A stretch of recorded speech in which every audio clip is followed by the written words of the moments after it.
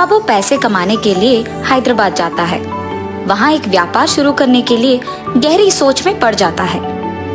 चाय पीने के लिए बाइक पे निकलता है।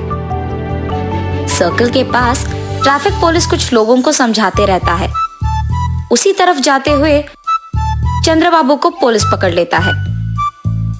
सर क्या हुआ, आपने मुझे क्यों पकड़ा? तुमने हेलमेट नहीं पहना और वो कानून के खिलाफ है, इसीलिए मैंने तुम्हें रोका है। गलती हो गया है सर, इस बार के लिए माफ कर दीजिए। ठीक है, फाइन भर के जाओ। फाइन कितना है सर? 500। उसके बाद चंद्रबाबू चाय पीने के लिए जाता है। चाय पीते हुए उसे एक विचार आता है, वैसे तो मैं यहाँ एक व्यापार शुरू करने के लिए आया हूँ ना, तो क्यों ना मैं एक हेलमेट का दुकान खोलूं। चंद्रबाबू का दुकान तैयार हो जाता है और खुलने के बाद हर रोज बहुत सारे ग्राहक आते हैं। इसीलिए वो एक भरोसेमंद को दुकान में काम करने के लिए लगाता है। उसका नाम संतोष है। मैं बाहर काम पे जा रहा हूँ संतोष। जी साहब, मैं यहाँ दुकान संभालूंगा। ऐसे कुछ दिन बीत जाते हैं। उसका व्यापार अच्छा चल रहा था और बहुत लाभ भी आता है। लाभ को देख संतोष लालची बन जाता है। हमेशा की तरह चंद्रबाबू जब कुछ काम पे बाहर जाता है तो उस समय में संतोष कुछ पैसे चुरा लेता था दुकान से और चंद्रबाबू को कोई शक नहीं होता है।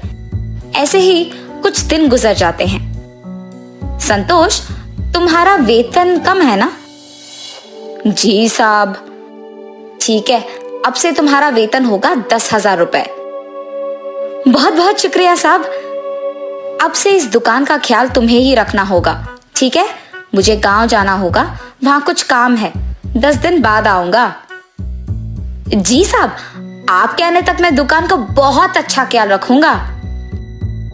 चंद्रबाबू के गांव जाने के बाद हर रोज के पैसे में से आधा संतोष ले लेता था। 10 दिन बाद चंद्रबाबू उसकी बेटी के साथ हैदराबाद आता है और सीधा उसकी दुकान पहले जाता है। इन 10 दिनों में कितने पैसे आए हैं संतोष? 50,000 साहब। अरे ऐसे कैसे?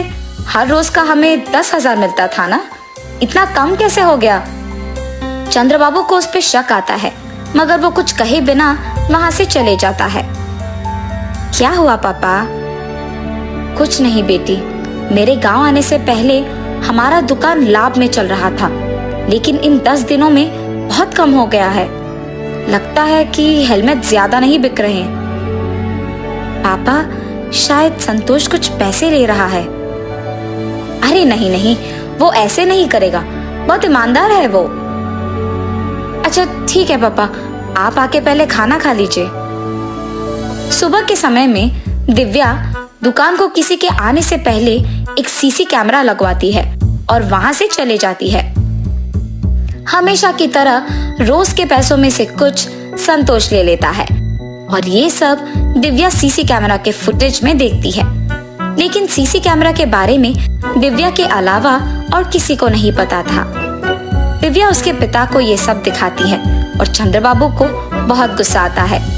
संतोष, तुमने मुझे धोखा क्यों दिया? मैंने कुछ नहीं किया साहब। हर रोज दुकान से तुम ही पैसे निकाल रहे हो। अयो नहीं साहब, मैंने नहीं लिया। ये लो सबूत। उसे देख संतोष के मुंह से एक शब्द नहीं निकलता है। मुझसे बहुत बड़ी गलती हो गई है साहब, मुझे माफ कर दीजिए। तुम्हारे भरोसे पे मैंने इस दुकान को छोड़कर अपने गांव गया हूँ और तुमने मुझे धोखा दिया। अब तुम्हारा यहाँ कोई जगह नहीं हो सकता है। अगर कोई हम पे भरोसा रखता है तो हमें उनका भरोसा ऐसे नहीं तोड़ना होगा। धोखा देना बुरा